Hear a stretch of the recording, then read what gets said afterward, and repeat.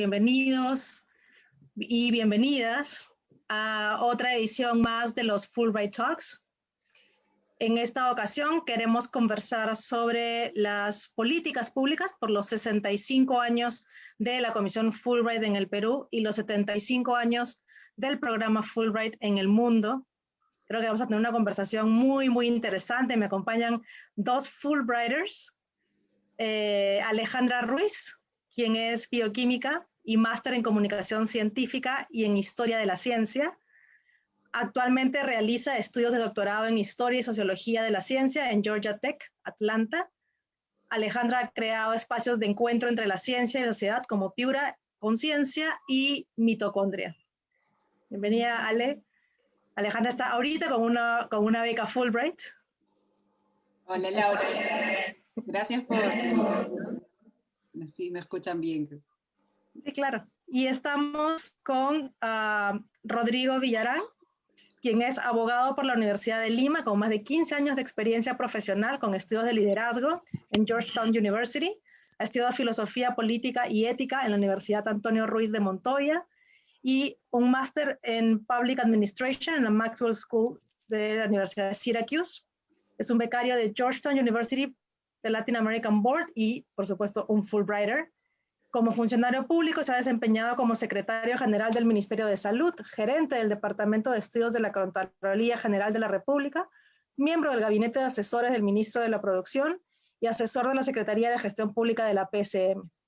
También se ha desempeñado como director ejecutivo del Consejo de la Prensa Peruana, abogado de la Oficina de Acceso a la Información Pública del Instituto de Prensa y Sociedad y miembro del equipo de expertos de la Alianza Regional para la Libertad de Expresión.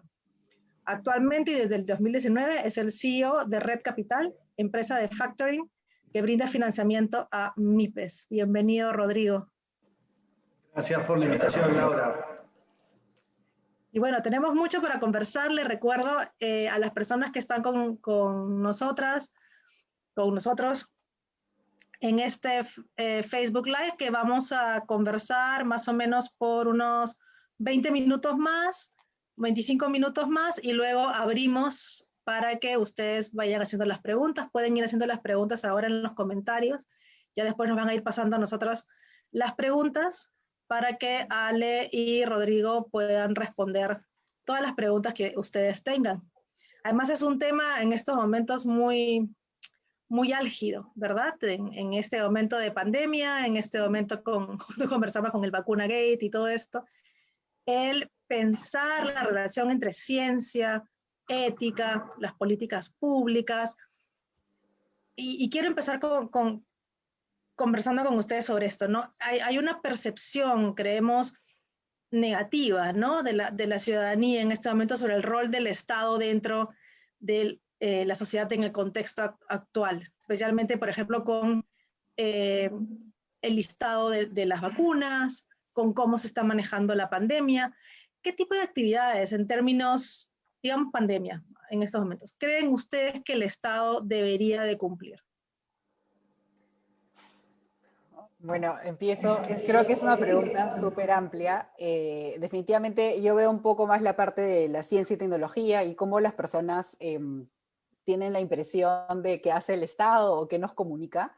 Y creo que por una parte tenemos un mundo tan globalizado que nos permite comparar con otros estados, ¿no? Entonces es súper fácil y lo vemos en redes. En Chile hacen tal cosa, en Estados Unidos hacen tal otra. Y creo que como que una enseñanza es que por más que la ciencia sea la misma, o sea, por más que la vacuna sea la misma aquí en Estados Unidos, en Europa, en China, vemos que aplicar una ciencia o una tecnología no es lo mismo en todos los países. Entonces creo que ahí tenemos que reconocer que el Estado, siendo una entidad tan grande, conoce las particularidades de cada lugar, ¿no? Entonces nos puede ayudar a que esa ciencia o tecnología sea aplicada de la forma correcta en el país, ¿no? Vemos muchos problemas de logística, por ejemplo, con las vacunas, y ahí nos sirve un montón la historia, porque sobre todo la historia de la ciencia nos demuestra que en las décadas pasadas, en años pasados, por ejemplo, el Estado peruano ha sido muy eficiente en el tema de vacunación.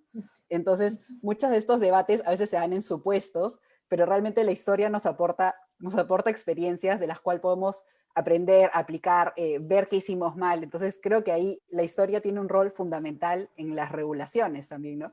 Y lo que vemos ahora, esperemos que nos sirva para mejorar las regulaciones, porque muchos temas del Vacunagate, si bien decimos no es ético, no siempre está regulado al detalle, ¿no? Entonces eso es algo que muchos hemos empezado a comentar, ¿no? A ver cómo se va a castigar este hecho, porque no siempre la regulación es tan exacta, sobre todo en una epidemia que hay tantas cosas que son variables, tantas situaciones que no son comunes, ¿no?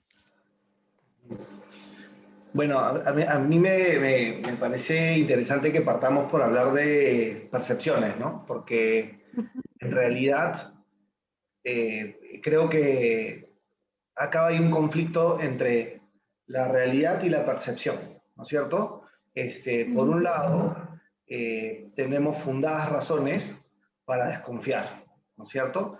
Y para eso tenemos que ver un poquito más allá del contexto COVID, ¿no es cierto? ¿Cuál era nuestro contexto político, nuestro contexto social, ¿no es cierto? Han sido años políticamente muy convulsos, ¿no es cierto? Hemos tenido, digamos, ya no sé cuántos presidentes, digamos, juramentando. 3 en una semana, ¿no? Claro, ¿no? En menos de una semana tuvimos varios presidentes, en fin, ¿no? Y esto realmente tiene un correlato claramente, digamos, estrecho con lo que estamos percibiendo el día de hoy. Hoy día no confiamos en el Estado y tenemos fundadas razones para no hacerlo, ¿no es cierto? ¿Por qué? Porque en el Congreso los políticos se están metiendo sablazos unos con los otros. Obviamente estamos generalizando, ¿no es cierto? Hay excepciones muy honrosas de las que también me gustaría hablar. Tenemos un manejo de la pandemia bastante errático, ¿no es cierto? Donde también han habido destapes que han sido realmente como puñaladas al corazón, ¿no es cierto? O más a la espalda, en realidad, ¿no? Por ejemplo, pensemos, bueno, hoy día el caso, digamos, más visible es el de Vacunagate, que básicamente gente que utilizando sus privilegios se coló, ¿no es cierto?, para recibir la vacuna antes que una persona que está en primera línea, exponiendo su salud, la de su familia, para atender a pacientes que hoy en día están enfermos y sufriendo, digamos, las consecuencias de esta pandemia. Entonces, tenemos eso. Pero si retrocedemos un poquito en el tiempo, parece que fuesen muchos años atrás, pero en realidad hace muy poco tiempo, ¿no es cierto?, también teníamos el escándalo en la policía, donde se robaron la plata para comprar las mascarillas y compraron mascarillas que no cumplían, ¿no es cierto?, con los requerimientos mínimos para proteger a quienes estaban en las calles, digamos, guardando el orden público y exponiéndose día a día, digamos, a ser contagiados, ¿no es cierto? Entonces, sí, hay una gran desconfianza en el rol del Estado, tiene fundadas, digamos, tiene una raíz bien fundamentada en casos muy puntuales, ¿no es cierto? Pero también, ¿no es cierto? Y eso creo que es algo que es interesante también puntualizarlo, tenemos la amenaza de las noticias falsas y de la forma en la que se difunden, ¿no es cierto? Así es. Ese es otro elemento que alimenta esta tormenta perfecta, ¿no? Hay muchas percepciones que están basadas en mitos, ¿no es cierto? En mitos, en cosas que no están científicamente comprobadas y que traen consecuencias muy graves, ¿no? Alejandra hablaba de la importancia del rol de la ciencia para combater la pandemia, es evidente, ¿no es cierto? Pero a pesar de todo lo que se ha avanzado y todo lo que se ha discutido, por ejemplo, sobre las vacunas, vemos encuestas donde se ve que la percepción, además, es que las vacunas no son algo positivo. Yo no sé si me voy a vacunar o no, porque me han dicho que hay consecuencias negativas contra la salud. Entonces, el tema de las fake news, las noticias falsas, el rol de los medios de comunicación, también, digamos, es un elemento que hay que poner en la balanza, ¿no es cierto? Bueno, eso es para abrir la conversación. Sí, es muy interesante porque tú, Rodrigo, tocas el tema de los fake news. Alejandra, tú estás tocándonos el tema de la historia de las campañas de vacunación, que en realidad somos muy exitosos ¿no? En el Perú, en temas de vacunación, hemos tenido muy buenas campañas de vacunación. Los fake news no nos dejan ver lo bueno del Estado. Entonces, lo que podemos ver es que en realidad no hay una buena comunicación política por parte del Estado, ¿no? Sí, Para mostrar, digamos, es esto. ¿Qué opinión tienen ustedes sobre esto? ¿Cómo creen que podría mejorarse esto? yo creo que a veces, o sea, todos estamos en la misma situación, ¿no? El Estado, la prensa, expertos y el público en general, ¿no? Entonces, por ejemplo, cuando salió la encuesta que decía que un gran porcentaje de las personas no se iban a vacunar, yo decía, depende, o sea, si a mí me paran por la calle y me dicen, te vas a poner una vacuna que no se ha aprobado, no sé qué, probablemente diga, no, ¿no? Y yo decía, oye, hace meses hemos visto la campaña de la difteria, y era masiva, ¿no? Cuando realmente no fue ni siquiera fue una campaña de vacunación planeada, ¿no? Y ahora que hemos visto que otras personas se vacunan antes que nosotros, todos quieren vacunarse, ¿no? Entonces yo también he hecho un poco la broma que el Vacunagate ha sido la campaña de vacunación más exitosa que hemos tenido hasta ahora, porque de la nada esa cólera nos ha llevado a todos a defender, y en esta última semana hemos visto muy poca información de fake news. Yo justo estoy en un trabajo aquí con un profesor y estamos siguiendo la fake news para publicar un artículo, y esta semana no ha habido material. O sea, realmente desde que ha salido el Vacunagate, ahora que también los privados quieren entrar al tema de las negociaciones para las vacunas, también se acabaron, ¿no?, las antivacunas. Entonces, a veces somos un poco así reactivos, y creo que cuando llega el momento de la verdad, ya ponemos el hombro, ¿no? Entonces, esa idea de la percepción que decía Rodrigo, a veces nos puede llevar a decir cosas que realmente ni siquiera nosotros creemos realmente, ¿no? Es eso, que nos para alguien por la calle y decimos lo primero que se nos ocurre, ¿no? Sí. Y ahí hay un tema bien interesante, complementando lo que dices, Alejandra, porque en realidad, si digamos, despejamos toda esta bruma, ¿no? De efectivamente la indignación por casos puntuales de corrupción, casos de, bueno, como el Vacunagate, las fake news y demás, y despejamos y decimos, bueno, ya, perfecto. En este contexto, ¿cuál es la verdad? ¿Cuál es la realidad? ¿Cuál es nuestra situación actual? Digamos, cumple un rol muy importante el tema de lo que mencionaba Laura, ¿no? El rol del Estado, ¿no es cierto? Y de los medios de comunicación por difundir información que esté contrastada, ¿no es cierto? Eh, por ejemplo, ¿no? Es cierto, yo trabajé en el MINSA algún tiempo, ¿no? Que nosotros tenemos todo un esquema de vacunación que se pone en marcha y que implica toda una logística, todo un recurso humano con el que ya contamos, ¿no es cierto?, para avanzar, digamos, de manera acelerada en un proceso de vacunación, cualquiera que sea, ¿no? Entonces acá lo que faltaba en realidad era el insumo, la vacuna, no el equipo humano, no la capacidad para desarrollar campañas de vacuna exitosas. Y lo que nos ha demostrado la experiencia es que con estas vacunas que han ido llegando, hemos avanzado a un ritmo, a un buen ritmo, ¿no es cierto? Entonces, pero claro, cuando uno lo plantea, dice la ministra de Salud en ese entonces, o el ministro de Salud actual, o la presidenta del Consejo de Ministros, dice, bueno, pero estamos avanzando en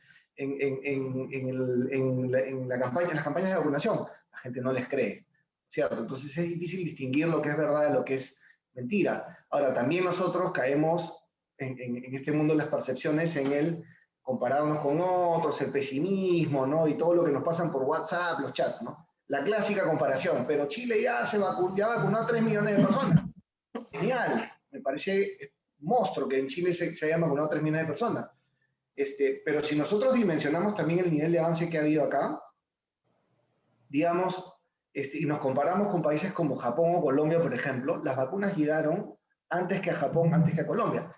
Y esto nos ayuda a contextualizar un poco que esto es una pandemia, es un fenómeno mundial que nos afecta a todos y a que a todos nos ha agarrado desprevenidos. Entonces, nuevamente, en este mundo de las percepciones y en este gran reto de la comunicación política, es importante que nos aliemos para empezar a difundir información y empezar a distinguir lo que es cierto, en lo que estamos bien, en lo que se está avanzando, de lo que también está mal, hay que corregir y hay que mejorar, ¿no es cierto?, para poder, digamos, implementar una estrategia lo más eficaz posible en las condiciones en las que estamos, ¿no?, en el contexto en el que estamos. Y eso me hace pensar ya están empezando a llegar las preguntas, así es que en un ratito las voy a hacer, que están muy interesantes. Eh, porque todo esto que tú estás diciendo, Rodrigo, que hay que revisar los fake news, que tenemos que darnos cuenta de lo que pasa también en el contexto internacional.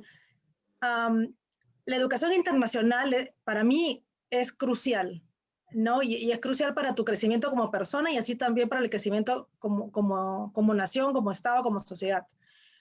Para ustedes, desde su experiencia como Fulbrighters, ¿cuál sería el rol de la educación internacional en la creación de conocimiento en políticas públicas? ¿Cómo les ha servido a ustedes? ¿Cómo les está sirviendo a ustedes? Yo creo que es clave que nosotros estemos en algunos debates internacionales porque mucha ciencia y tecnología se produce fuera y luego se aplica en Perú y se produce en un contexto que es muy distinto al nuestro, con unas regulaciones completamente distintas a las nuestras y luego nosotros pretendemos que eso funcione a la perfección en el Perú, que es un país tan diverso. O sea, no puedo pretender que algo que funciona en Estados Unidos no solo digo que funcione en Lima, sino que funcione en cada lugar del Perú. Y creo que ahí el Estado es súper clave porque la mayoría de personas que yo conozco, que trabajo, solo han vivido en Lima, por ejemplo. Y es una realidad súper distinta y es realmente difícil que uno, que si no se mueve de Lima, pueda tener una percepción de otras regiones del Perú, ¿no? Entonces, por ejemplo, yo me acuerdo que viví el fenómeno del niño en Piura y lo que yo viví en Piura no estaba para nada representado en la prensa en Lima y mi Facebook se convirtió en canal de noticias, ¿no? Y muchos limeños que vivíamos en Piura, por ejemplo, y estamos hablando del mismo país, ¿no? Entonces, o sea, el Perú es un país súper centralizado y al mismo tiempo el hecho de hablar las regulaciones que a veces copiamos de otros países, ¿no? Entonces es bueno que, por ejemplo, que estemos en las universidades.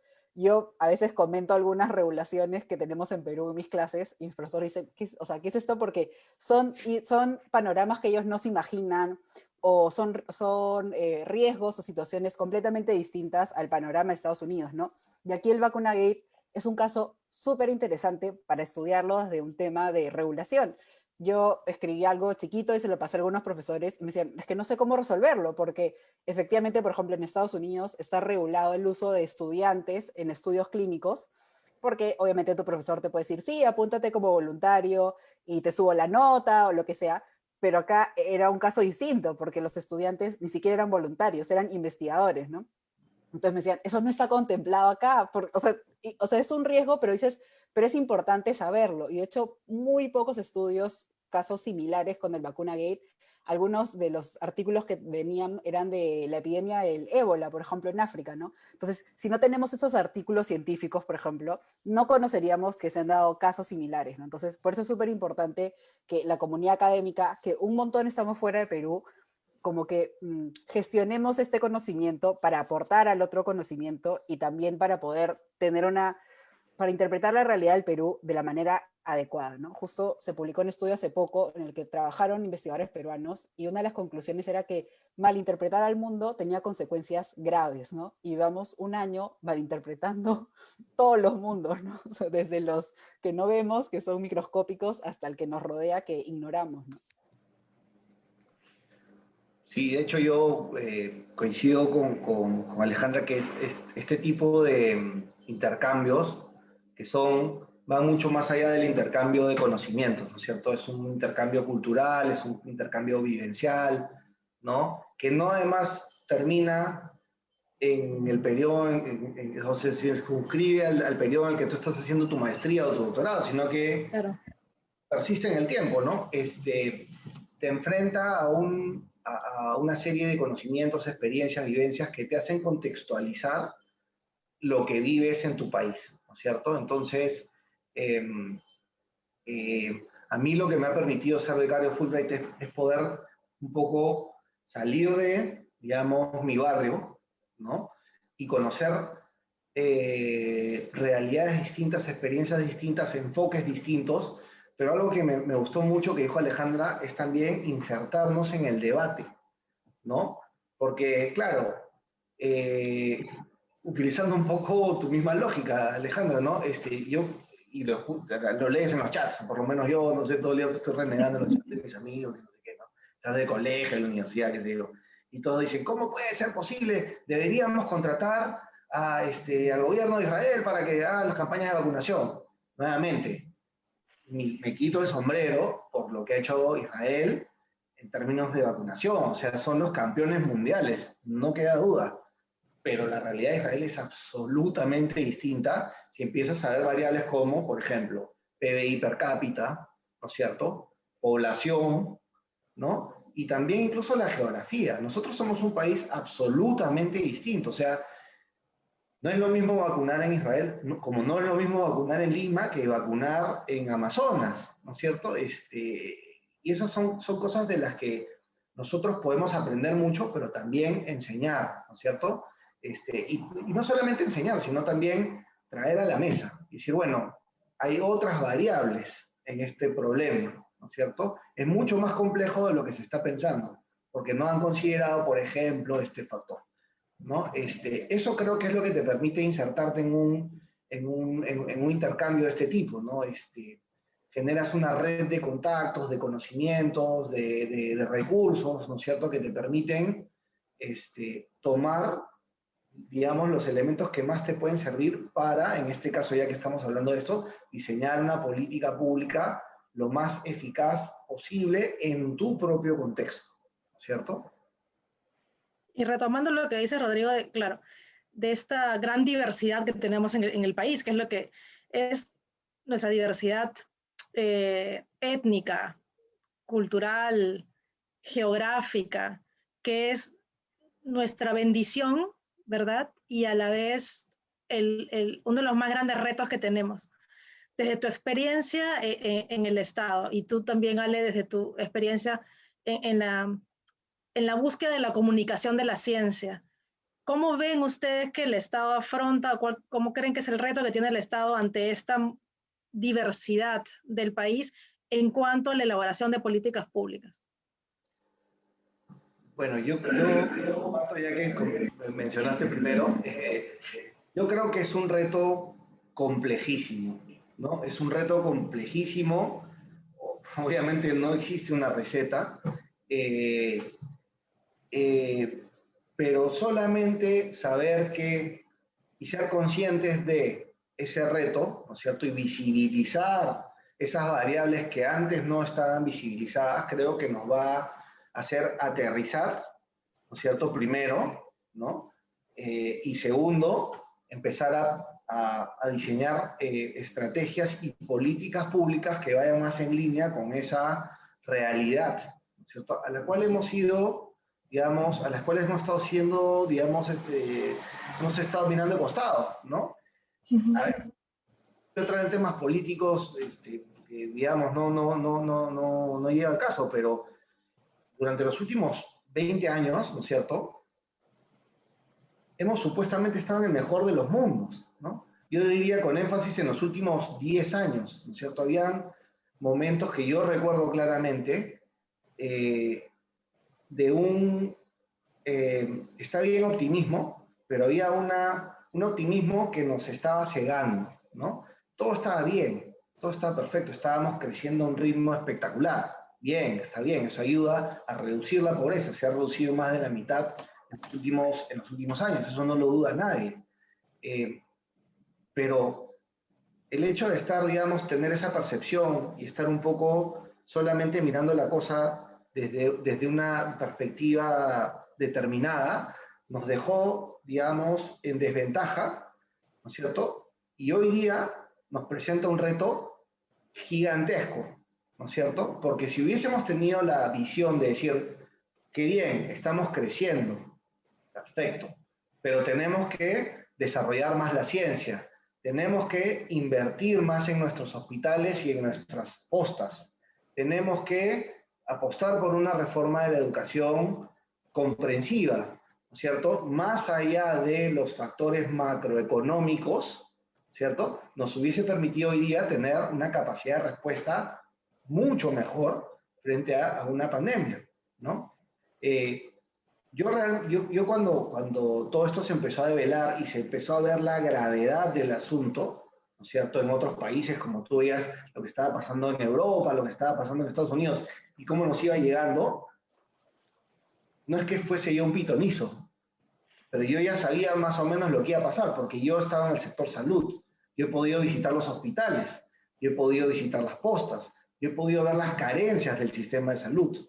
Entonces, no había ninguna fórmula que nos hubiese evitado el impacto gigante que tuvo el COVID en la primera ola. Quizás hubiésemos podido evitar un poco el impacto de la segunda ola y no estuvimos tan preparados por todo este ruido político y todas estas idas y venidas, y bueno, todos los elementos que están saliendo a la luz.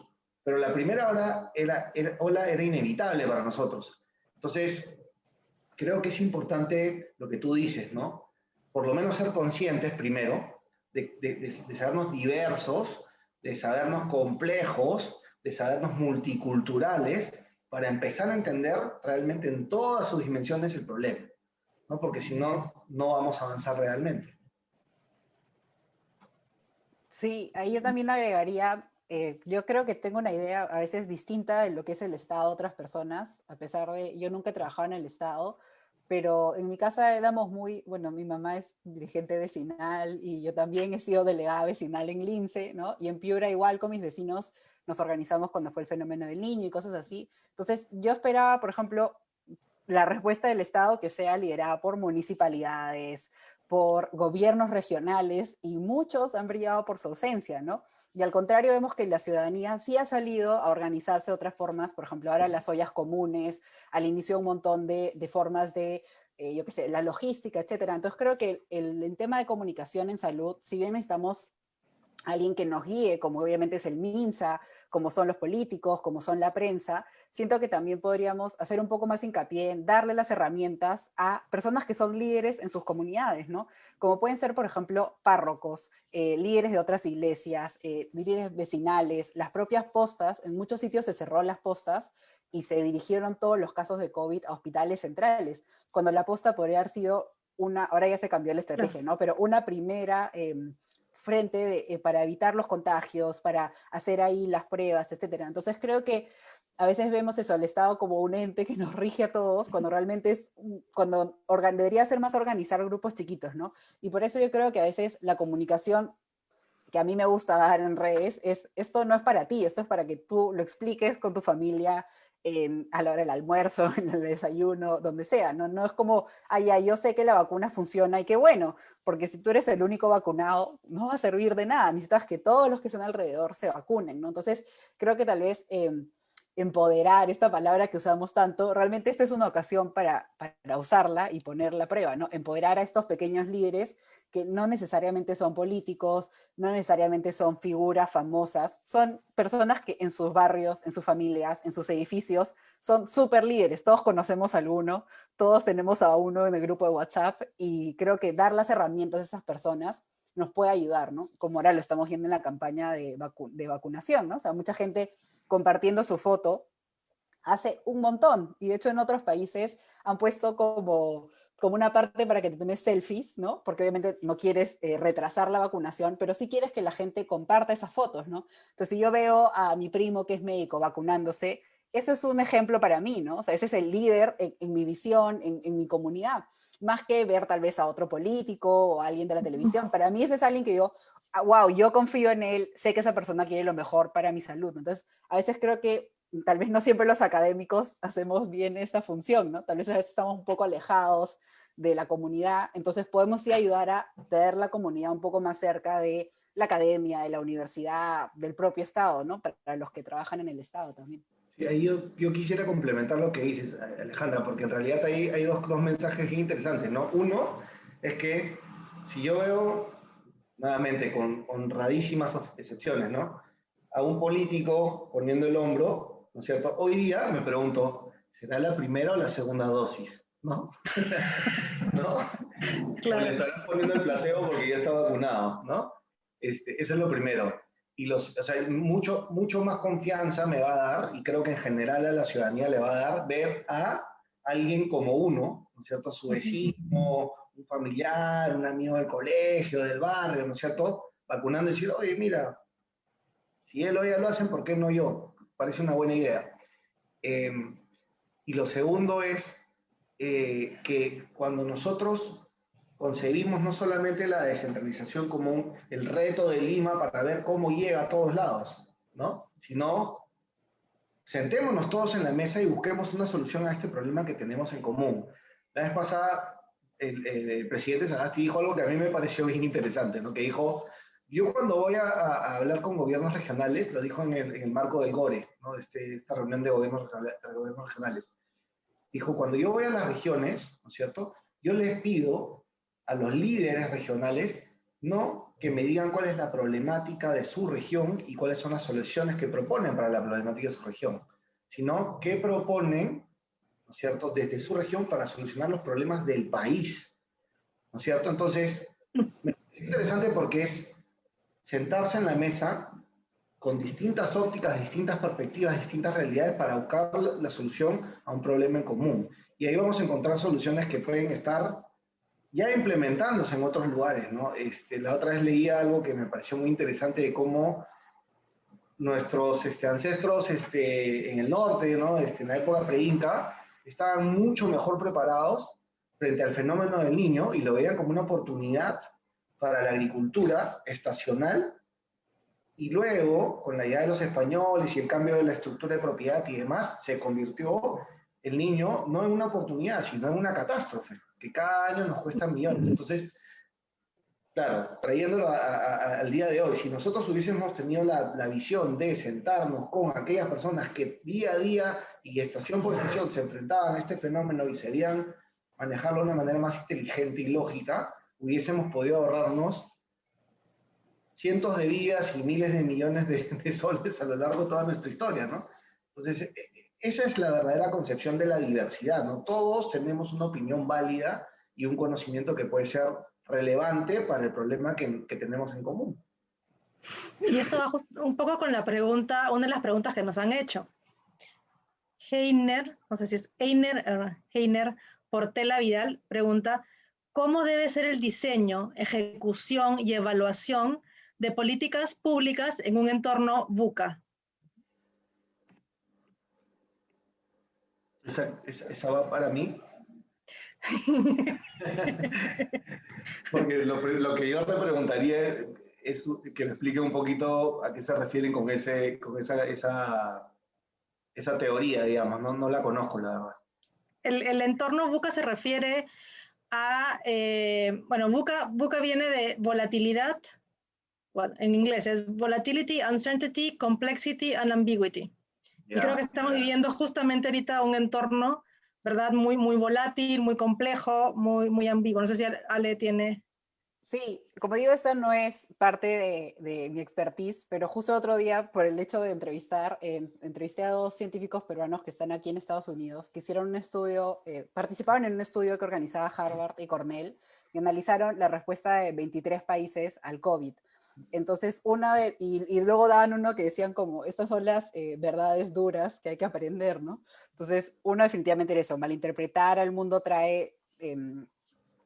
pasa factura, pero también había uno que era súper importante, una de sus conclusiones era que si bien en estos ambientes hay algunos manuales de crisis, no podemos estar siempre tan pegados al manual porque cada crisis tiene sus diferencias, entonces tal vez los manuales nos pueden ayudar de alguna forma, y eso de alguna forma es la regulación, ¿no? Es un manual de qué está bien, qué está mal, que se aplica a la realidad, pero obviamente en un entorno de crisis todo cambia minuto a minuto, entonces hay que ser lo suficientemente flexibles para adecuar ese manual, o sea, esa experiencia anterior a la realidad.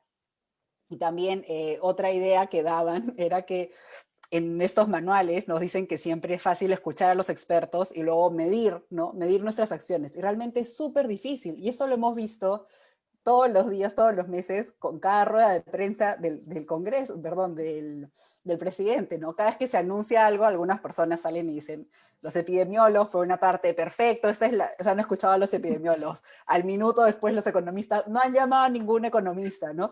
O sea, realmente es como, bueno, ¿a quién llaman? ¿Para quién está? ¿No? O sea, no siempre dar una medida que encaje a todo el mundo. Y en parte las regulaciones lo que deben hacer es, lo que decía Rodrigo antes, es invitar a todos a la mesa, ¿no?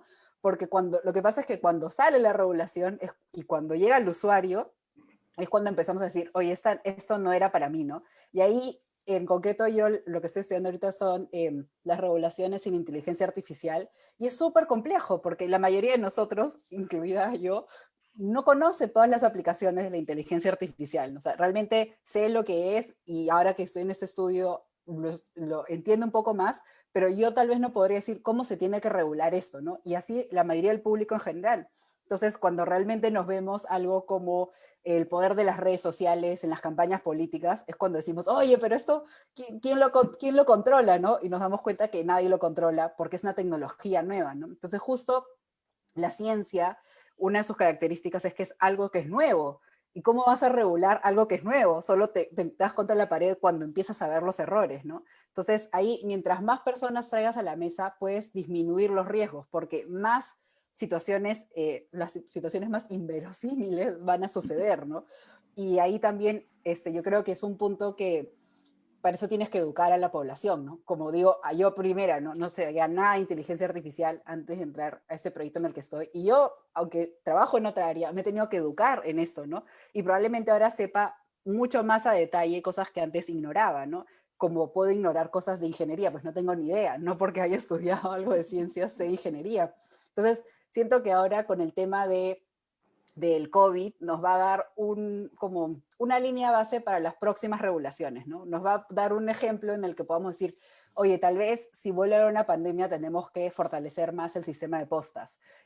Tal vez tenemos que asegurar que hayan testeos, ¿no? Por ejemplo, hemos visto que países como Taiwán, Canadá, respondieron súper bien a la primera ola porque ya habían tenido una pandemia de coronavirus hace menos de una década. Entonces, lo que no podemos hacer es decir, bueno, esto ya pasó, a ver que venga el próximo presidente. O sea, todos tendríamos que estar tomando nota, incluso en nuestras vidas personales, oye, ¿qué hicimos mal, no? Porque en las primeras semanas hacíamos todo mal, ¿no? Ahora ya más o menos tenemos nuestra propia logística, ya no estamos desinfectando todo como si el coronavirus viniera por los paquetes de delivery, ¿no? Entonces, nosotros mismos hemos generado conocimiento y creo que ahí es clave repensar la pandemia desde nuestro propio punto de vista.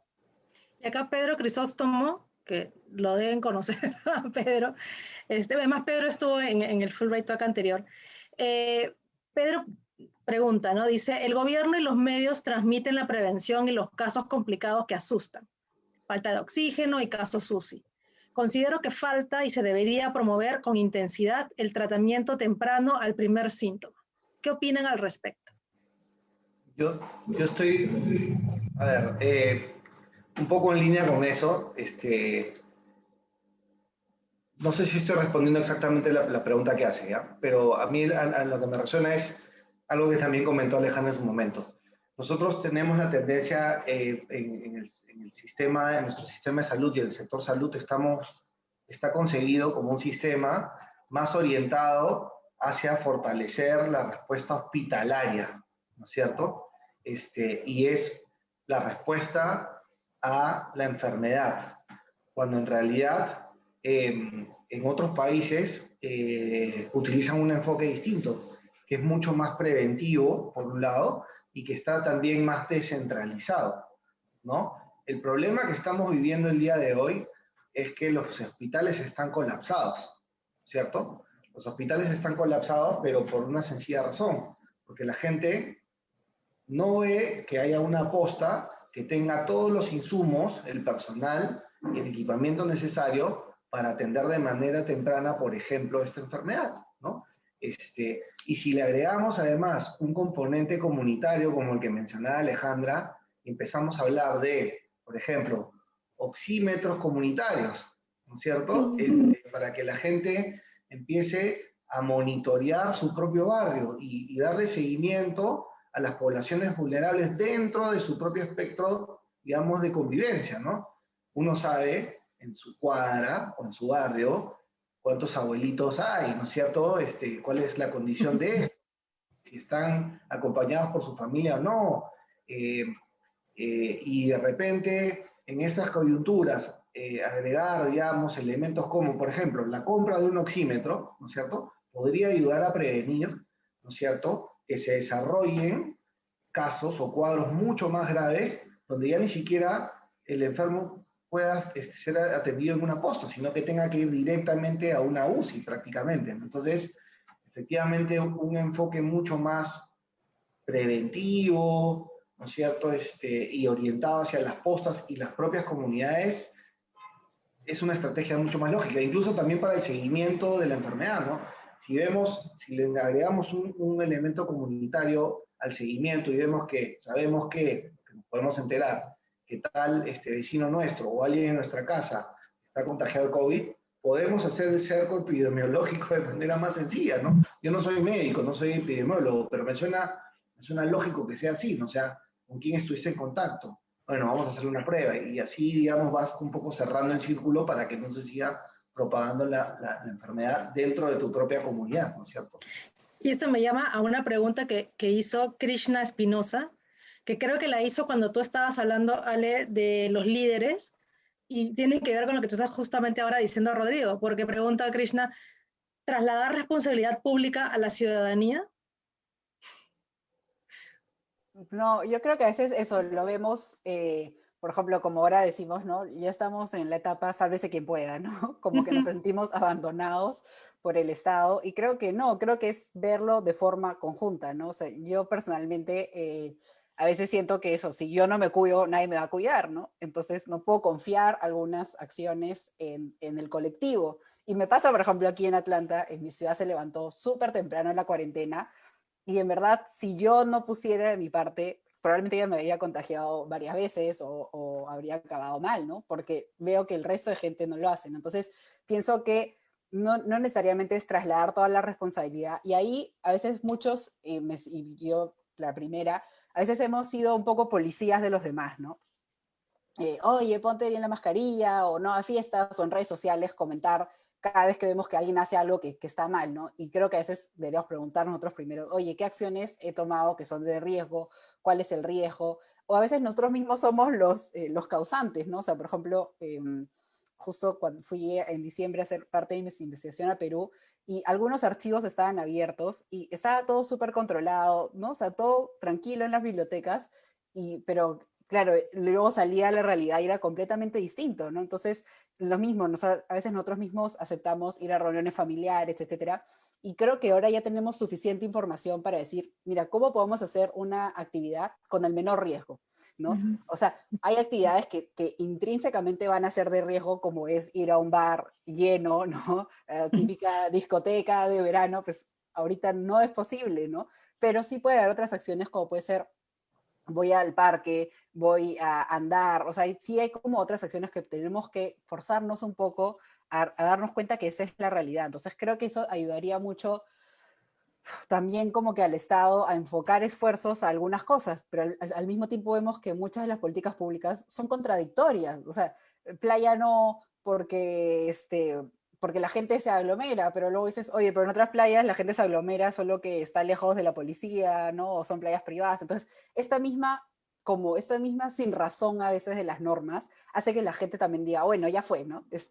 Y me las voy a saltar, ¿no? Entonces creo que algo más coherente nos ayudaría a todos a sentirnos mejor por nuestras propias acciones, ¿no? O sea, es decir, sí estoy apoyando, y también los mensajes positivos, como digo, ahí también nuevamente soy culpable de a veces reforzar los mensajes negativos en lugar de decir como que, por ejemplo, ahora hemos visto una pequeña disminución en el número de contagios, pequeña, ¿no? Y eso no tiene que ser interpretado como que ya, perfecto, todos afuera otra vez, ¿no? Sino, oye, hay que bajar eso, ya que tenemos esa ventaja, hay que bajar ese número hasta que podamos ir a 0 casos, ¿no? O sea, realmente podemos hacerlo, y lo que nos pasa factura es el modelo de país que hemos impulsado 1000 veces, ¿no?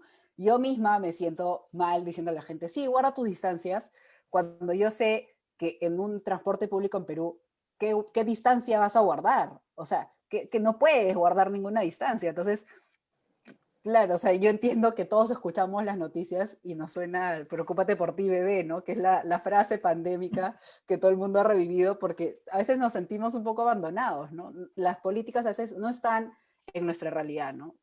Para bien o para mal. Yo Y creo que también, ahí, sí, perdón, no, no, sigue, Laura. tenemos un montón de preguntas, les cuento. Dale. Bueno. Hay unas preguntas alrededor de la ivermectina que las voy a dejar para un ratito.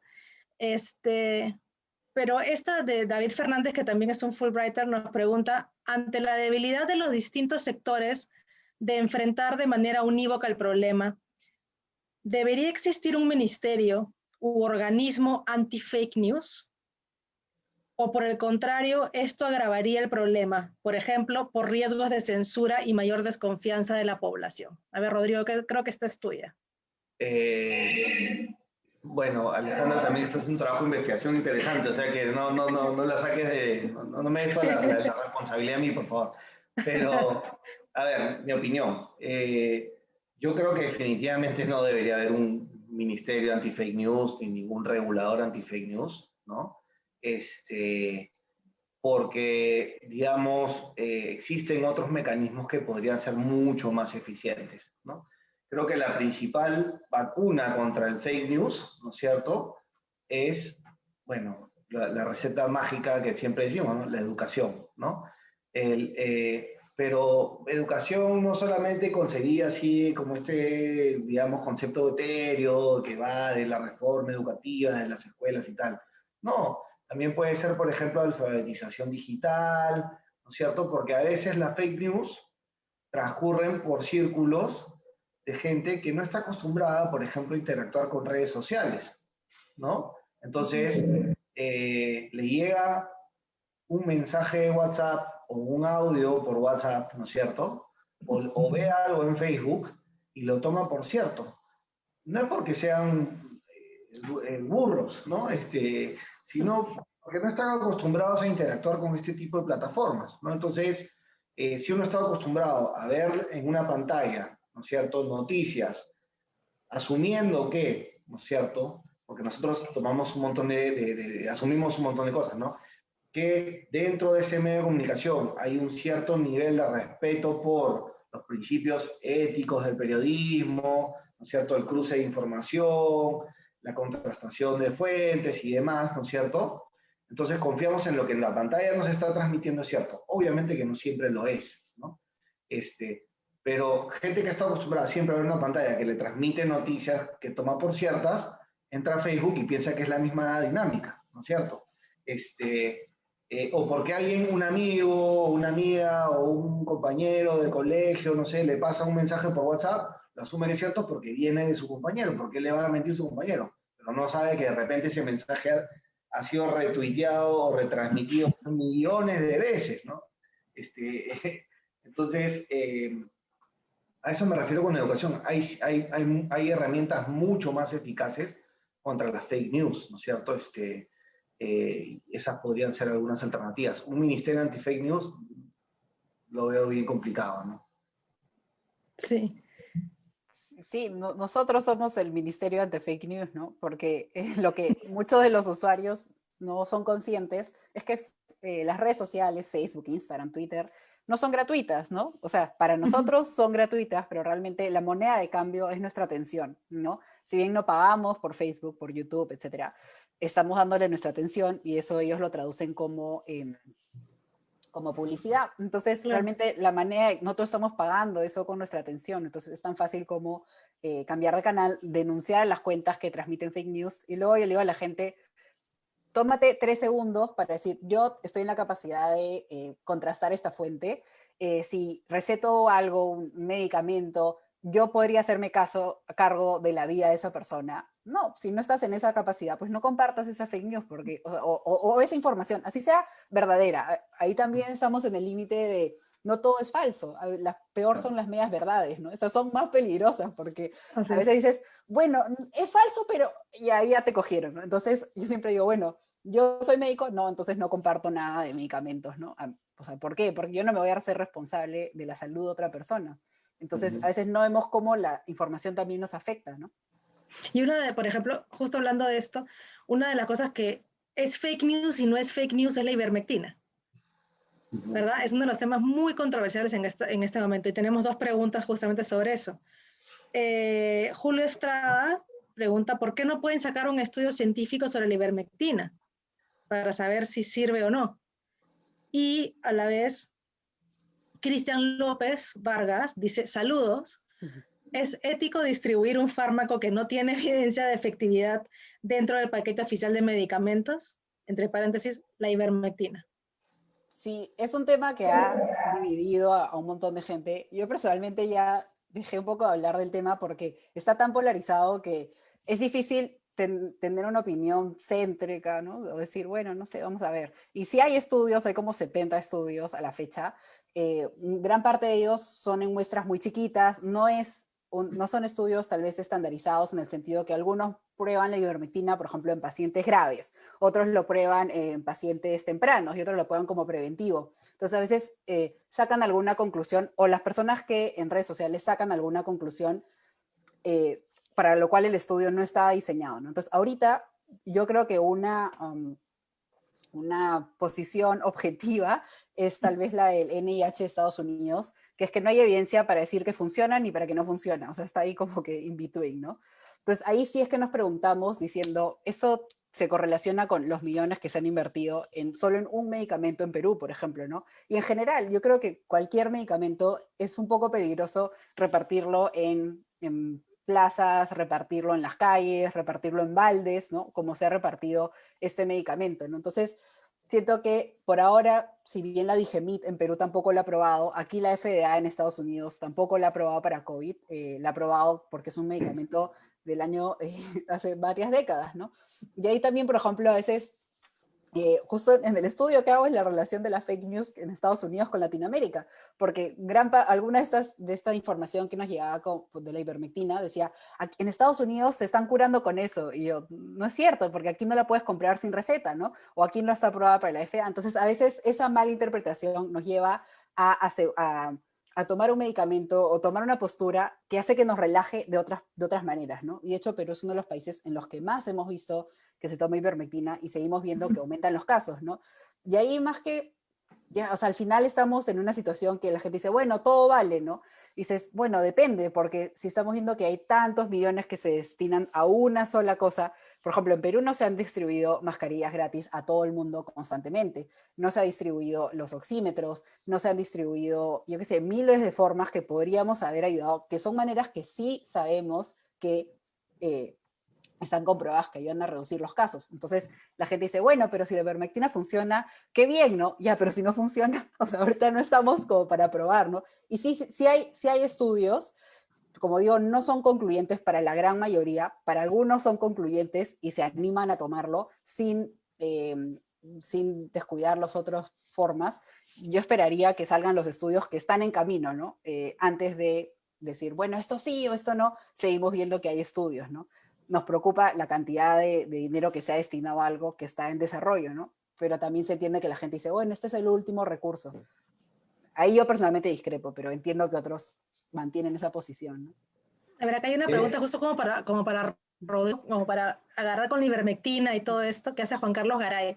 Nos dice, si bien la educación digital, como comentas, es importante, cabe precisar que las fake news también son usadas para direccionar ciertos pensamientos o reacciones de la gente. ¿Podría actualizarse algunas sanciones en materia judicial? A ver, las fake news pueden tener consecuencias nefastas, ¿no? Yo les pongo un ejemplo que es medio caricaturesco, pero en realidad que pudo terminar en una tragedia. Cuando estaba en el Ministerio de Salud, se empezó a difundir una noticia, quizás lo recuerden, ¿no? Que en una posta médica se estaban traficando órganos de niños, ¿no? El famoso caso, o por lo menos famoso para mí, porque estaba una crisis para nosotros comunicacional y tuvimos que reaccionar, de los pistacos, ¿no es cierto?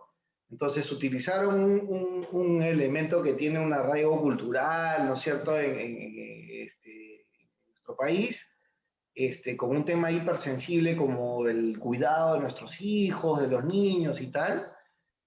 Mezclaron estos dos elementos, utilizaron canales de difusión, que en ese caso fueron redes sociales, y me parece que en algún caso alguna radio local como que difundió, o sea, como que dio eco a esta noticia, y se armó un gran problema que pudo terminar en la muerte de dos personas que eran dos encuestadores del INEI que estaban pasando por la zona y que los acusaron de pistacos porque simplemente estaban pasando por ahí con un chaleco medio raro y en fin, ¿no?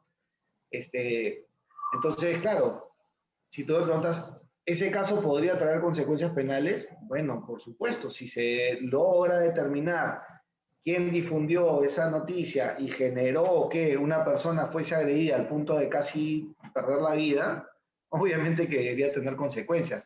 Ahora, eso no me lleva a concluir que yo deba pensar en una norma que de alguna manera pueda generar, ¿no es cierto?, un mecanismo para evitar la libre circulación de ideas, porque ese es un valor pues también súper valioso para nosotros en una sociedad democrática, ¿no? Entonces es difícil encontrar un balance, pero yo creo que acá las responsabilidades se tienen que encontrar en casos puntuales y más bien yo apuntaría por una solución más preventiva, ¿no? Esa es mi posición. Yo soy un poco más, me inclino más por defender la libertad de prensa o la libertad de expresión antes que restringirla, pero sé que la difusión de ideas falsas o de noticias falsas puede generar también consecuencias que podrían derivar en acciones penales. Bueno, ya son las 9 de la noche, ya cumplimos una hora, nos ha pasado volando la hora. Muchísimas gracias, Alejandra, muchísimas gracias, Rodrigo. Realmente ha sido una conversación muy interesante. Quiero recordarle a todas las personas que nos están viendo, a las que nos están viendo en vivo, muchas gracias por por participar de esto, y a las personas que nos están viendo en esto grabado. Les recuerdo que tenemos una página dentro de nuestra página web, que es www.fulbright.pe, que es Fulbright Experts, donde ustedes pueden encontrar la información de personas que han ganado la beca Fulbright, que son expertas en varios temas. Así es que si ustedes tuvieran alguna duda, si ustedes quisieran tener alguna persona en una charla, en algún evento de su organización, si ustedes son prensa y quisieran hacer alguna entrevista, pueden entrar a Fulbright Experts en nuestra página y contactar con personas expertas en diversos temas para poder justamente ir en contra de los fake news y poder trabajar por la educación. También les recuerdo que este viernes tenemos el takeover de nuestra página de Instagram. Nuestro primer takeover fue con Alejandra, cuando Ale, como mitocondria, robó nuestra página web de Instagram, la secuestró, ¿verdad? Y estuvo compartiendo un día en su vida como estudiante de doctorado.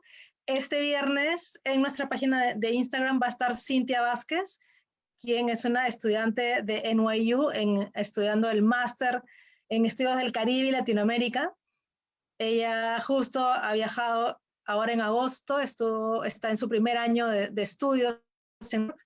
Entonces van ustedes a poder hacerle todas las preguntas que tengan a ella. Tenemos el siguiente Fulbright Talk, que va a ser en el mes de marzo, va a ser sobre los desafíos de la nueva normalidad y vamos a hablar sobre la educación, ¿no? La educación en estos momentos tan difíciles, cuáles son estos retos que nos están presentando.